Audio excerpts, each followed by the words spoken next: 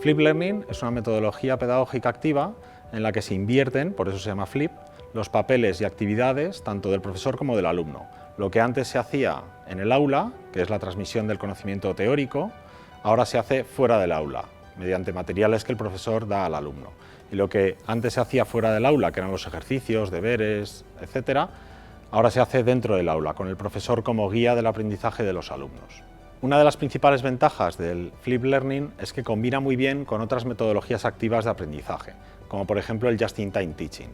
En esta metodología lo que se hace es preguntar al alumno antes de ir al aula los conocimientos que tiene y entonces poder adaptar los contenidos a esas dudas que tenga y donde flojee más el alumno.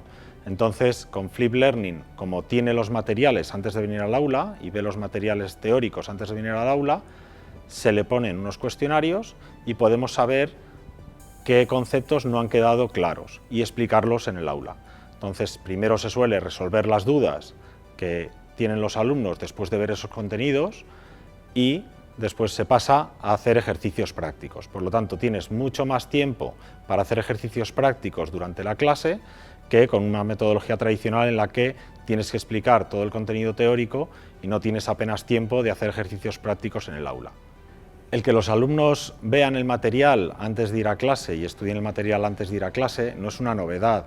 Lo innovador de esta metodología de Flip Learning es que muchos de esos contenidos que se le ofrecen al estudiante para que los vea antes de clase son contenidos audiovisuales, son vídeos que graba el profesor o busca en internet para que el alumno pueda verlos a su ritmo, poder pararlos, verlos otra vez cuando no entiende algo, verlos otra vez cuando no entiende algo, y de esta forma va al aula con esos conocimientos teóricos ya aprendidos. De esta forma el profesor se convierte en una especie de guía del alumno en su aprendizaje y puede trabajar mucho mejor individualmente con los alumnos.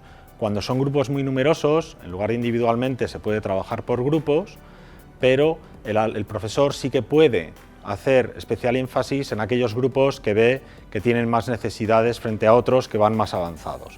Llevo ya 3 cursos aplicando esta metodología de Flip Learning en una de mis asignaturas y los alumnos se encuentran mucho más motivados y así se ve reflejado tanto en los resultados académicos, que han mejorado la nota en más de 2,5 puntos, como en los resultados de satisfacción.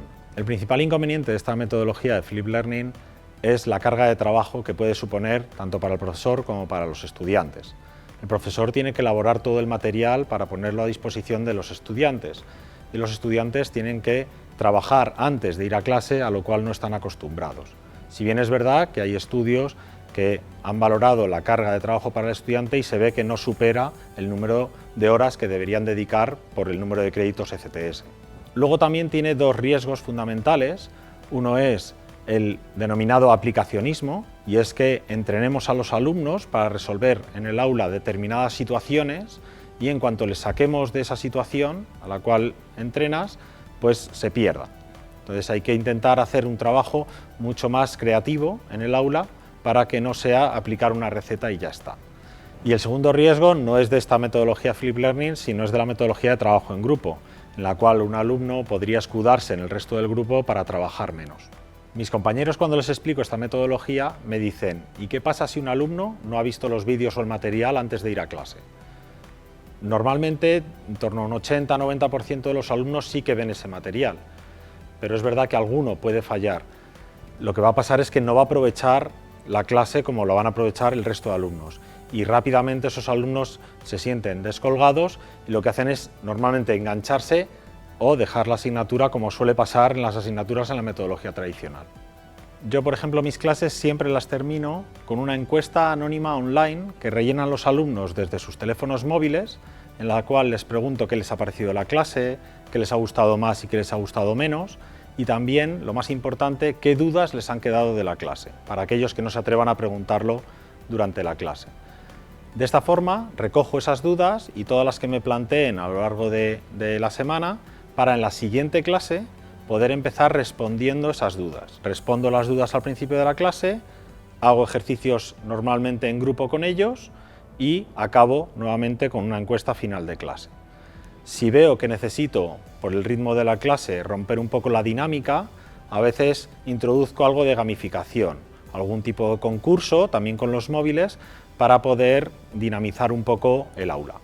Esta metodología tiene gran acogida en la comunidad educativa.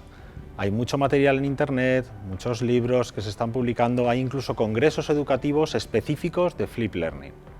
En concreto, el último Congreso Europeo de Flip Learning se celebró en Madrid en abril de 2017 y esta experiencia en la URJC fue premiada como la mejor experiencia universitaria en Flip Learning.